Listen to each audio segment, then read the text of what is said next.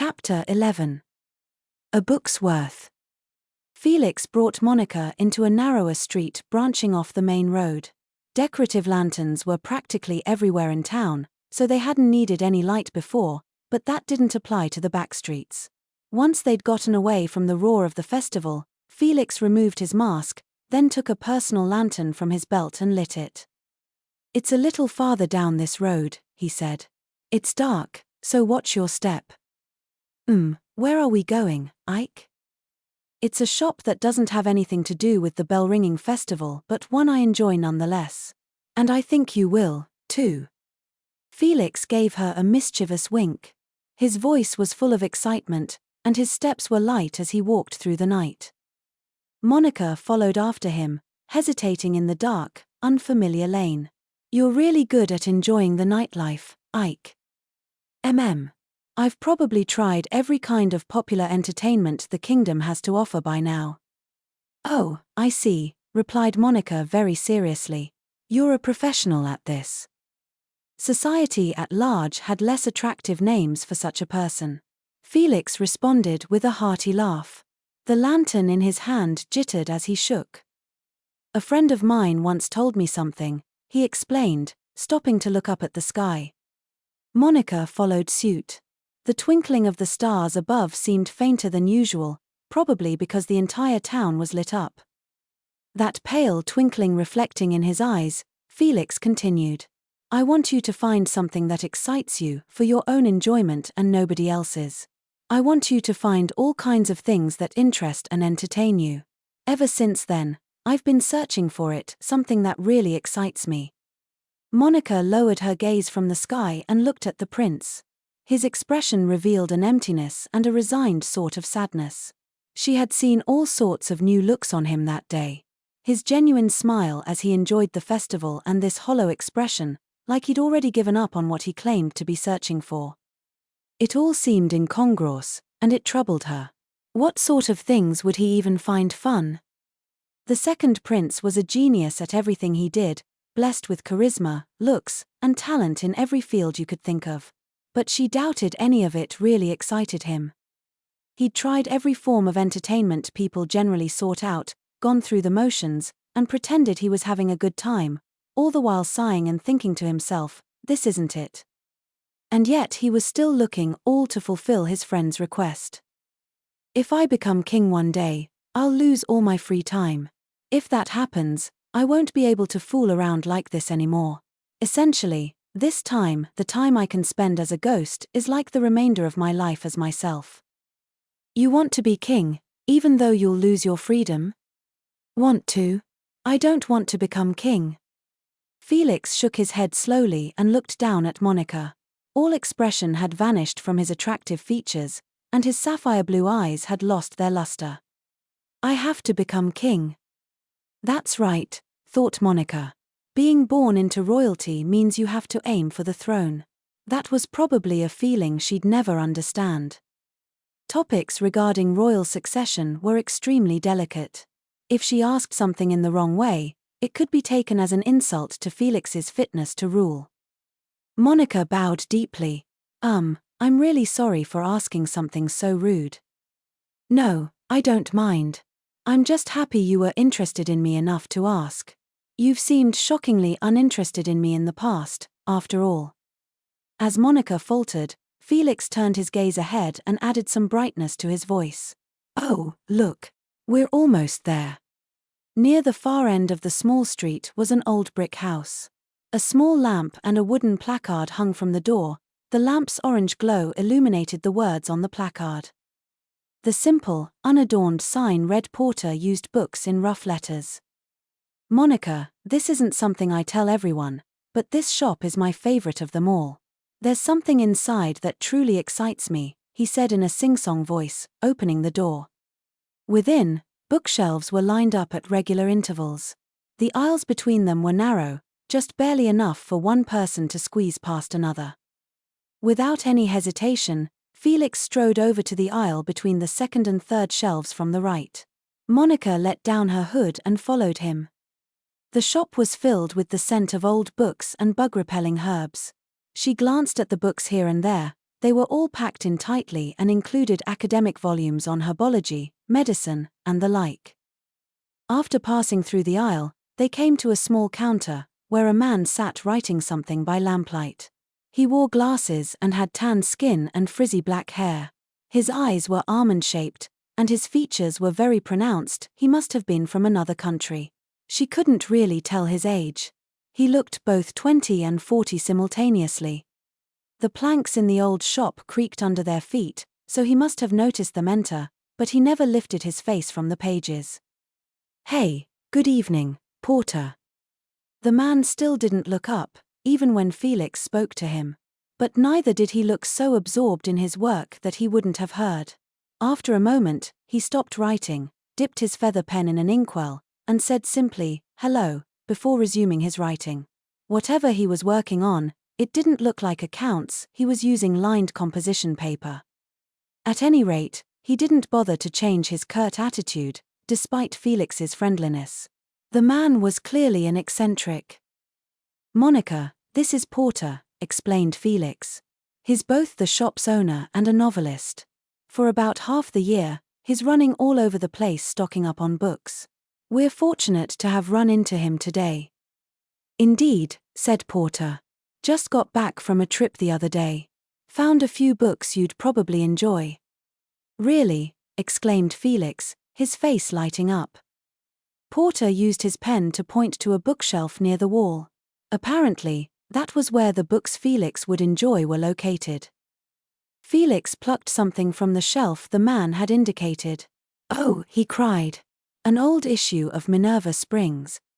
Monica's eyes went wide when she saw the magazine he'd picked up. Minerva's Mage Training Institution published a magazine twice a year compiling the results of their students' and teachers' research, and that periodical was called Minerva Springs. Naturally, as Monica had been an honors student there, several issues had featured her own theses. Why would he want Minerva Springs? She wondered. 80% of those magazines were just about magecraft. The other 20% generally comprised essays from professors about their hobbies and tips to make life as a student more comfortable. Maybe he's a big fan of those essays where the professors talk about hair restoration. That had to be it, there was no other option. Either that or he was looking for tips on student life. As Monica tried to convince herself of this, Felix flipped through the pages of the magazine, eyes sparkling like he was a little kid. "This has one of the Silent Witch's essays." Monica gasped and stifled a shriek. Did he just say the Silent Witch? I must have misheard. Yeah, I misheard. As she paled, Porter stopped writing for a moment and remarked, "The 3 issues there all include an essay from the Silent Witch. And the newest issue has a fairly recent contribution." "Porter, you do such an excellent job." Felix sounded overjoyed. Indeed, he seemed positively jubilant. Monica had never seen his eyes light up like this. This was too many surprises at once for Monica, and it left her in a daze. The prince laughed a little bashfully. "Surprised?" he asked. "I'm actually quite interested in magecraft." But didn't you say you weren't taking fundamental magecraft?" "There's a good reason for that. I'm forbidden from studying anything related to the subject." Monica was surprised. Many members of Riddle's royal family excelled at magecraft, and several talented mags had been part of their line.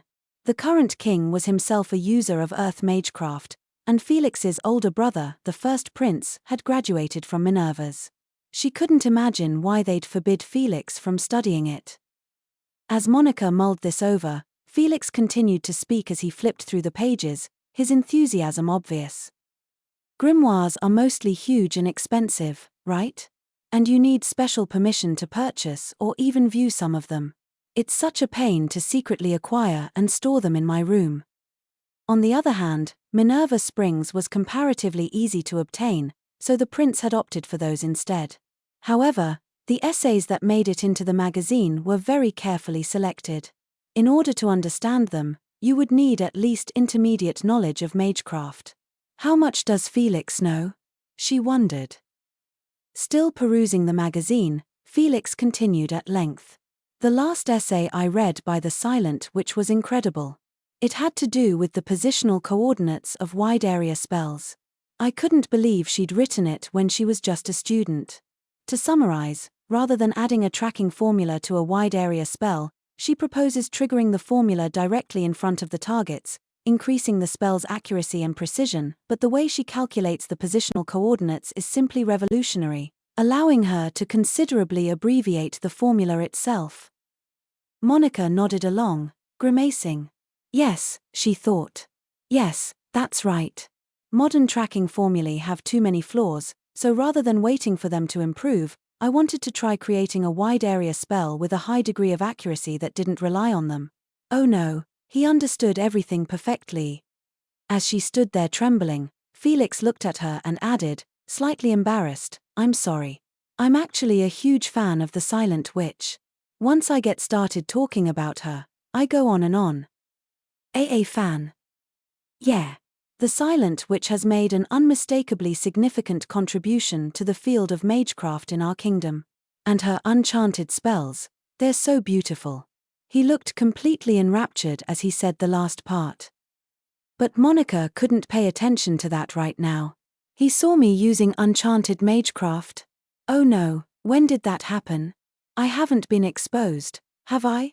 Please say I haven't. Oh no. I'd never seen such beautiful magecraft before in my life. I do so wish I could see it in person just one more time. He sighed sadly. At the moment, chimed in Porter, I'm in the middle of writing a scene in my new novel about a foolish man who falls in love with a theater actress. Abram, the main character's friend, is head over heels for the actress Catherine, and at every opportunity, he says, I want to see her perform in person just one more time. You sound exactly like him right now. Porter, you may be right. Yes, this must be what they call first love. First love. Monica's whole body began to twitch. She was so overwhelmed, the link between her brain and facial muscles was malfunctioning. What should I do? I'd kind of like to pay a visit to the world of numbers. Surprised, asked the prince. This is what excites me at the moment. Have you ever, met the Silent Witch? She asked, her face pale. Felix nodded, entranced, his cheeks flushing a rosy red. Then he whispered to Monica so that Porter couldn't hear. At her inauguration and at the New Year's ceremony. But she always wears a hood, so almost nobody has seen what she looks like. And she doesn't join the post-ceremony parties, so I've never talked to her or seen her face. Thank goodness, thought Monica. My identity is safe, at least. She sighed in relief. Her relief, however, was premature. But once I become king, it'll be no problem, I'll be able to meet her whenever I wish. The 7 sages are like advisors to the king, after all. That was a huge problem for Monica. Once I'm king, I'll be able to speak with her directly. Maybe she'll even let me see her face. Please, no, I'm not good enough to be an advisor to His Majesty. In fact, I want to apologize right now for disappointing you in the future. Ultimately, Monica looked down at her feet and clutched her stomach. For starters, she swore she'd keep her ceremonial appearances to an absolute minimum and never, ever remove her hood. By the way, are you interested in used bookstores at all, Monica? Oh, yes.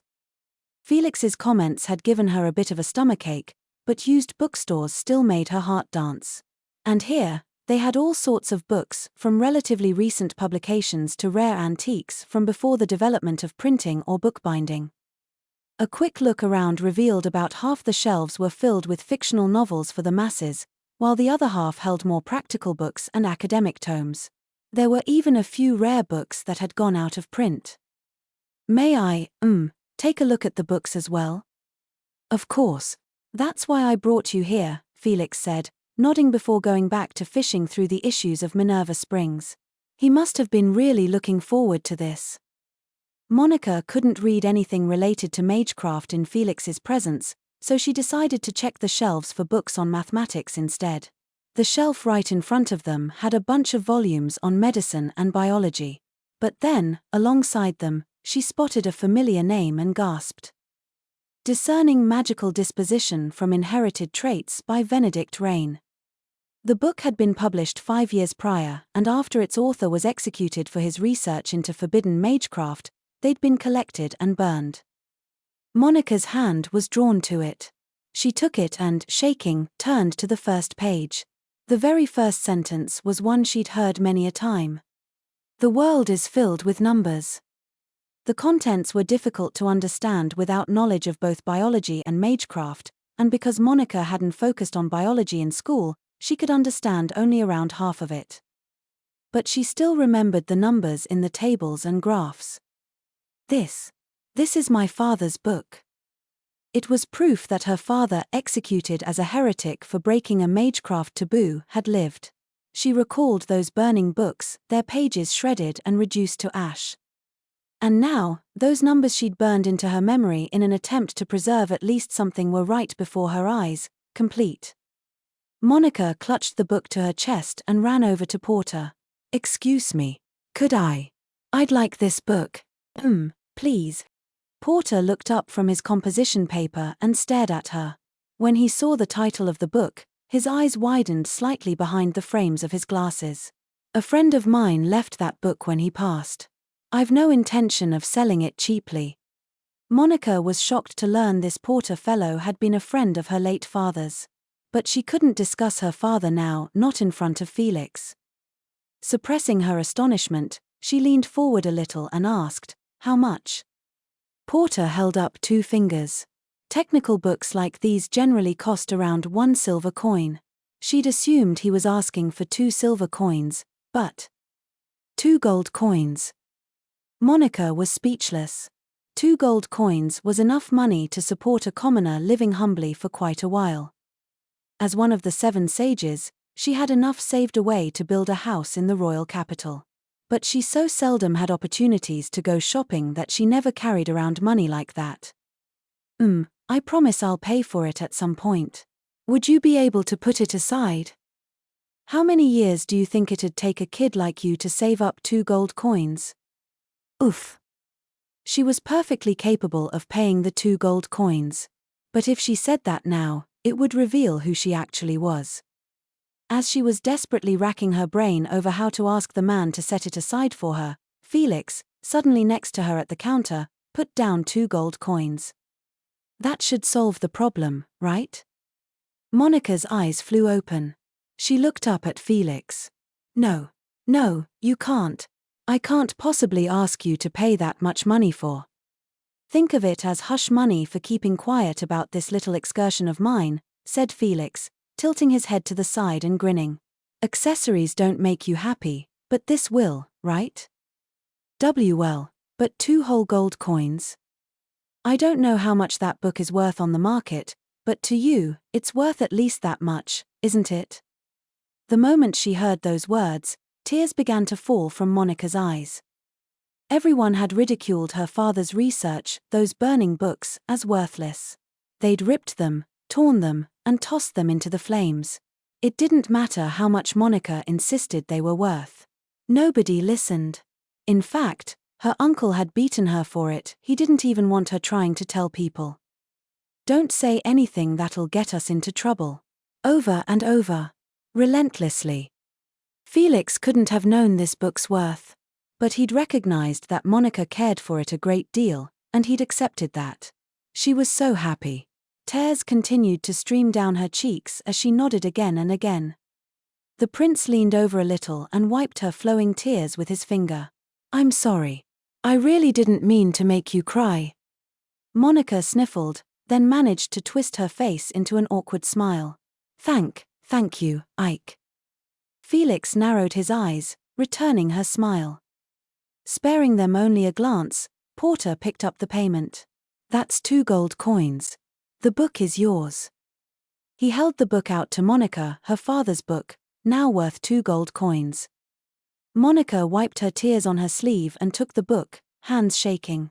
And then, clutching it to her breast, she bowed deeply to Porter and Felix both. Thank you. Thank you for giving this book so much worth. If someone overcharges you, shouldn't you get mad and call them a swindler or something? Murmured Porter, appalled. But Monica shook her head. Her father had never shown interest in how other people appraised or valued his work, but she was far, far happier this way than if his book had been sold cheaply. As she stood there, hugging the book to her chest, nose red from crying and a happy smile on her face, Felix watched over her with a kind gaze, like he was reminiscing on bygone days or recalling an irreplaceable memory. When they left Porter Used Books, they found the mood in town had changed. The roar of the festival they'd been hearing from the main road earlier had completely died down. "The magical dedication must be starting," said Felix just as the bell tower began to ring. The sound of the large bell blended with the soft jingling of the smaller bells decorating the town's streets. Monica sensed the flow of mana around her begin to change. She looked down and saw golden droplets of light drifting up from the ground, floating into the air. The smaller ones would stick together, steadily growing larger as they ascended soundlessly into the sky. The Starseer, which is using star-weaving Myra to absorb mana from the land. The drops of light rose from all across town before drifting toward the church, as though of their own volition. When they eventually reached their destination, they spread out into the air overhead like smoke from a chimney. The accumulated mana in the land was being returned to the sky. Originally, the bell-ringing festival was a harvest festival for giving thanks to the king of the earth spirits. But through the legend of the underworld watchman sneaking out to make merry, it had shifted into a festival for mourning the souls of the dead. There were several spells used for magical dedications like these, but Monica felt she understood why magical release had been the method chosen for the festival. The night skies were the realm of the goddess of darkness, who ruled over the underworld. The sight of all these golden droplets climbing up to the stars evoked the image of the souls of the dead returning to the underworld. And wasn't that why everyone was ringing their bells? Monica joined them, ringing the bell affixed to the staff in her right hand, hugging her father's book tightly in her left, and shutting her eyes. On this festival night where the dead came to visit, she had, indeed, met her late father. "Dad," she thought. "Someday, I'll be able to tell you proudly that I've done my best." And when Monica passed through the underworld's gates herself one day, she hoped he'd stroke her hair, just like he always had. "I'll try my hardest." Beside her as she prayed for her departed father, Felix said softly, "They look like stars." He gazed without blinking at the radiant lights rising into the night sky. Was he, too, thinking of someone he'd never meet again? "Ike, do you want to ring the bell, too?" asked Monica, her voice subdued. Felix looked blankly at the bell gently swinging from the tip of her staff and gave a single nod. After a short word of thanks, he took the staff from her and rang the bell. Between its jingles, Monica heard him speaking to himself, perhaps. "I've always wanted to tell my friend this." He didn't offer any silent prayers. Instead, he looked up at the lights dancing among the stars. "I promise I'll make your wish come true." Monica suspected his friend was no longer of this world, and so she thought it best not to pry. If he was able to ring a bell and mourn, then all her efforts to protect the festival had been worth it. When the two of them returned to Madame Cassandra's, a big feast was being held on the first floor. Monica didn't know what this shop was usually like, but it was probably even livelier right now on account of the festival. Felix gestured for Monica to follow, then led her up to a private room near the back of the second floor and opened the door. The room itself was much larger than Monica had imagined. It must have been made for hosting nobility. It seemed they maintained the room so that it would be ready whenever the customer returned. A whole pile of fruit sat on a dish atop a low table, and both the furnace and candles were already lit. Ike. Well, Monica stammered, fidgeting as she looked up at the prince. She'd been holding this in for a long time now. Felix smiled softly and nodded, seeming to understand exactly how she felt. "I know. I'm actually thinking the same thing." Their cheeks were slightly red, having left the cold for the warmth of the room. They gazed into each other's eyes. Then they held up the books in their hands. Monica held the volume her father had written, and Felix the issues of Minerva Springs. Can I read this, please?" "Of course. I can't wait to open mine, either." No words were necessary after that. They joyously flopped down on the sofa and opened their books. The moment you first open a new book is a special treat. Particularly if it's a book you'd really, really wanted. Even for a sage, the contents of Monica's father's book were very difficult. Nevertheless, she was overjoyed she could now understand the equations and magic formulae that had gone over her head as a child. Absorbed, she flipped through page after page. The only sounds in the room were the crackling of the wood in the furnace and the turning of pages. Eventually, they heard a light rap on the door, and it opened. "Here, sir. I brought you some snacks and wine." Into the room came Doris, one of the shop's prostitutes, her cherry-blonde hair swaying as she moved. She held a basket full of snacks and wine in one hand. Unfortunately, both Monica and Felix were so absorbed in reading that neither of them looked up at her. Doris glanced between the two of them, appalled, and exclaimed, Hey, a man and woman together this late at night, and you're having a reading party? Surely healthy young people have better things to do." Felix finally looked up at her. "Oh, Doris. Drinks. You can leave them over there. I'm just getting to the good part," he said before lowering his gaze back to his magazine. Doris set the basket on the low table, then tried pressing Monica instead. "Miss, are you going to let him treat you like this? He's basically saying you're hopelessly unattractive." Monica heard the words but didn't actually think about them before speaking out of reflex. Yes. Inherited traits have usually been thought of as the result of two natures mixing together like fluids, but this book proposes the idea of tiny grains called hereditary particles. These particles are like the blueprints for a person, determining their mana capacity and what elements they. All right, enough with the completely unalluring discussion. Doris took a drink from her basket and poured it into a glass, then pushed it at Monica. Was it warm fruit juice? Round slices of citrus fruit floated on its surface, and it had a sweet, honey-like scent. "Drink this," commanded Doris. "Oh, okay." Suddenly realizing her throat was parched, Monica gulped it down. The liquid had been cooled to a perfect drinking temperature. And that was the point at which her mind essentially shut off. "Here you too, sir." Felix moved only his eyes to glance at the glass she was holding out to him. It contained warmed white wine with citrus slices and honey. He accepted the drink, took a single small sip, and narrowed his eyes. A little wine while I read isn't such a bad idea." "That's not what the wine is for," yelled Doris. Monica closed her book and stood up without a word. Her eyes looked somehow muddled, unfocused. "What's wrong, Monica?" asked Felix. Monica's lips moved as she muttered something incomprehensible before saying in a garbled voice, "It's hot." The next moment, Monica was taking off her clothes. It happened in a flash. Felix didn't even have time to stop her. And Monica's odd behavior didn't stop there. She wobbled unsteadily over to him, grasped one of his hands with both of hers, then turned it so it was facing upward. Squeezing it a few times, she murmured unhappily, "No paw." "What?" Monica took his palm and stuck it to her cheek. Her face was soft and heated from the alcohol, and it felt good as she pressed his hand against it, but he had no idea what she wanted.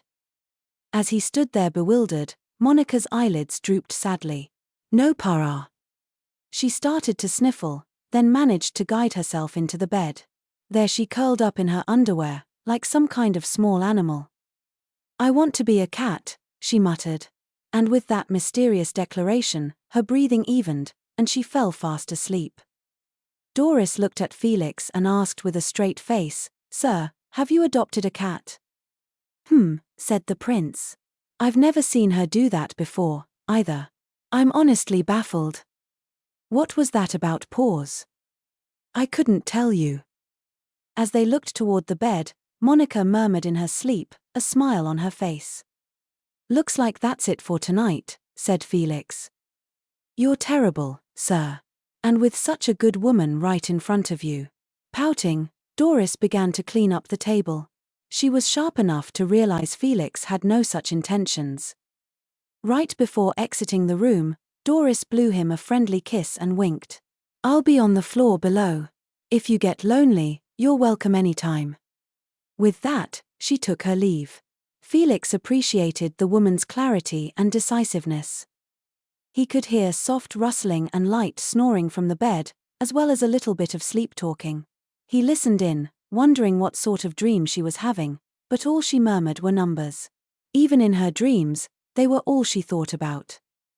"Good night, Monica," he whispered before putting out the candles.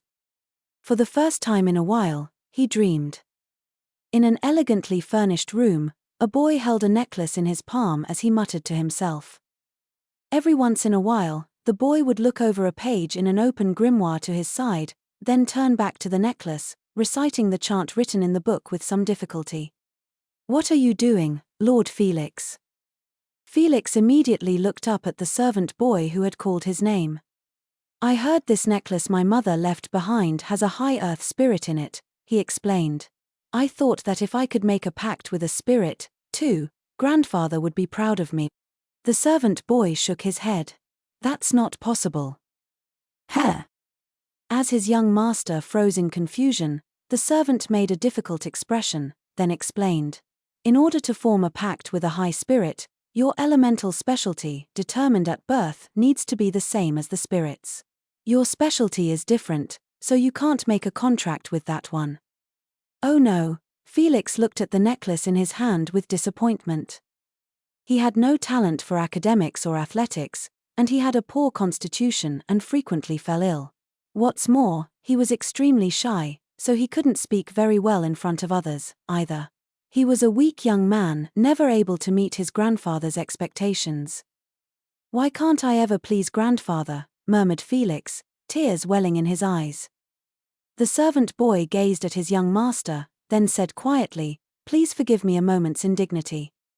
"Heh." The servant boy peeled back his jacket, revealing a book fastened to his body underneath. "I want you to have this," he said, holding it out to Felix. When Felix saw the book's title, his eyes lit up.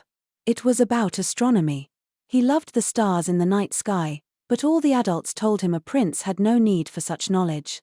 If he had time to waste on such a subject, they said, he should spend it studying something more practical.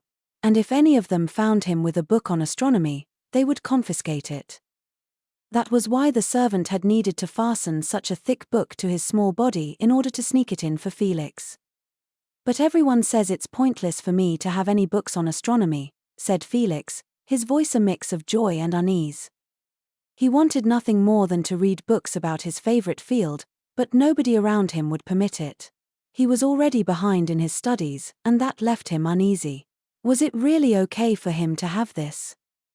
As he hung his head, his servant said gently, "But those books are important to you, aren't they?" At those words, tears began to stream down Felix's face. Always quick to cry, the prince sniffled but still managed a scrunched smile. "Hee. Thanks. I'm really happy." The servant looked at his young master with kind eyes, as though he was watching over a younger brother. That evening, Felix was called to his grandfather's room. Inside, he stood, his face white. Before the Duke knelt the boy's young servant. His upper body was naked, and his pale back was horribly swollen with whip marks from his punishment. "Grandfather. Why? Apparently, this thing has given you something unnecessary," said the Duke, his gaze moving to the book on the table. It was the astronomy book Felix's servant had brought for him. Felix had been hiding it in his room, but a different servant had found it. Felix's face went even paler. He lowered his head. "I am sorry. But you're wrong.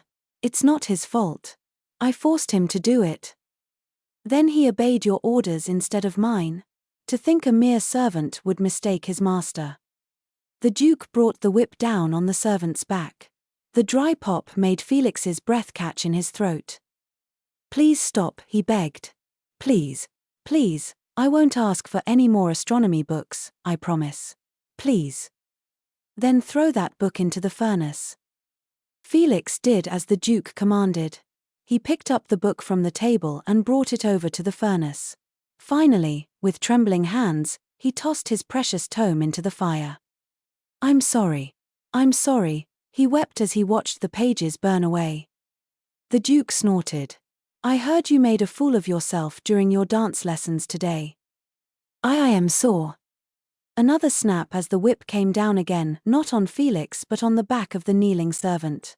The Duke knew perfectly well that harming the servant would be more effective than harming the prince directly. This is all because you're preoccupied with astronomy, of all things. I am really, really sorry. I'm really sorry. Next time I'll do it right.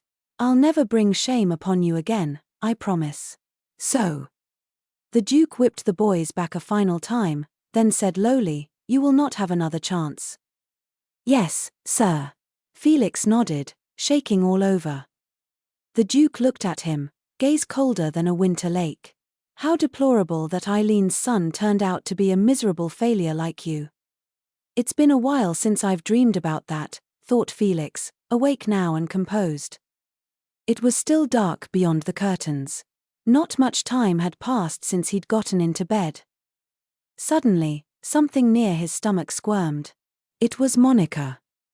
His dream had probably been the result of seeing her expression in the used bookstore. She had hugged the book to her chest, her face scrunched up as she cried, and yet she'd been smiling the whole time, just like that young boy with the astronomy book. He'd bought the book for her on a whim, but he had sincerely wanted to make her smile, he'd wanted her to be happy. I'm glad it made you happy. Felix pulled Monica, whose warm body was still curled up at his stomach, a little closer, then closed his eyes again, a feeling of calm washing over him. Back at the church, in the little room to the side of the altar, the Starseer witch Mary Harvey spoke to the accessory covering her right hand, star-weaving Myra. You've been a bad girl, Myra, dear. Oh, you're too cruel. I only wanted to be at my beloved's side. Star-weaving Myra had the ability to interfere with anyone who touched it. If the person had a low degree of mana resistance, it could even control their body to an extent. But the 7 sages were the best in the kingdom, it didn't work on them. Mary laughed, the sound like a ringing bell, as she removed Star-weaving Myra from her hand. Then she placed it neatly in its special box and chanted the sealing spell. Once she finished the final verse, she whispered softly, "Good night, dear Myra. Sweet dreams." Star-weaving Myra's bitter weeping cut off the moment Mary closed the lid. She picked up the sealed box and held it to her chest as she left the church. The lanterns decorating the streets that night were so bright, they made the stars difficult to see. Even so, Mary strained her eyes to track them. Listening to the whispers of the constellations and safeguarding the kingdom's future was her duty as the Starseer witch. Right now, she was searching for the star representing the silent witch. Her encounter and her decisions on this night would have a great effect on the kingdom. Each of them alone was like a tiny, twinkling star, but they were all connected, coming together to form a grand destiny. And there's one more thing I'm curious about, she thought. Next to the silent witch's star shone another, one deeply intertwined with the girl's fate. It was a precarious star shouldering a destiny of loss. It doesn't belong to any of the 7 sages, and there can't be many people that close to the silent witch. Whose star could it be? As she mulled this over, she heard someone's voice from the trees. Turning, she saw a beauty in maid clothes, the barrier mage Louis Miller's contracted spirit, speaking to the owl sitting on her head. The owl was Mary's familiar. My hobby is reading, explained the spirit. Lately, I have been reading books by Dustin Gunther. What are your hobbies, Sir Owl? The owl hooted. Naturally. Familiars could understand directions given to them, but they couldn't speak like people could. They weren't like spirits. She'd wondered before if a parrot might be able to talk, but she'd never seen anyone with a parrot as their familiar. And yet Arwayen was speaking to the owl anyway. Is she having fun? Wondered Mary, puzzled as she watched them. Eventually, Arwen noticed her there and turned to look. The way she rotated her head, without moving the rest of her body, reminded Mary of the creature still perching on Arwayen. Are you going out, Starseer witch? No, I was just going to watch the sky from here, she replied. But what were you doing, Owen, dear? I was deepening my relationship with Sir Owl. The sensibilities of spirits were generally incomprehensible. Or could wind spirits understand the language of birds? Arwen turned the rest of her body to face Mary. There was something I wanted to ask you, Starseer Witch. What is it? Why did you purposely allow star-weaving Myra to be stolen? Mary maintained her soft smile but didn't say anything. Arwen continued in a monotone. I heard the culprit used his own tools to break the lock and escape the cell he was in. Is that right? My, how disquieting. Why didn't you confiscate his tools? To Mary, it sounded like Arwen was asking these questions not to criticize, but out of pure curiosity. She stroked the box containing star-weaving Myra and replied in a sing-song voice. All is as the stars guide. I see. The stars have a lot to say. They do. But their voices are so soft that even I can't make out everything, said Mary, turning to look at the eastern sky. Past the bell tower, a faint white was beginning to creep above the horizon. It would be morning in less than an hour. The radiance of the stars, their whispers, grew softer and softer. The night was ending, and a new day was beginning for all the living creatures of the world. And when dawn arrived, it was time for Mary to sleep. As she thought idly about returning to her room, she suddenly heard hurried footsteps approaching from the church's back gate. I'm terribly sorry for disturbing you at this hour. Is Lady Rinsbalfide present? An urgent message has arrived from His Excellency Louis Miller.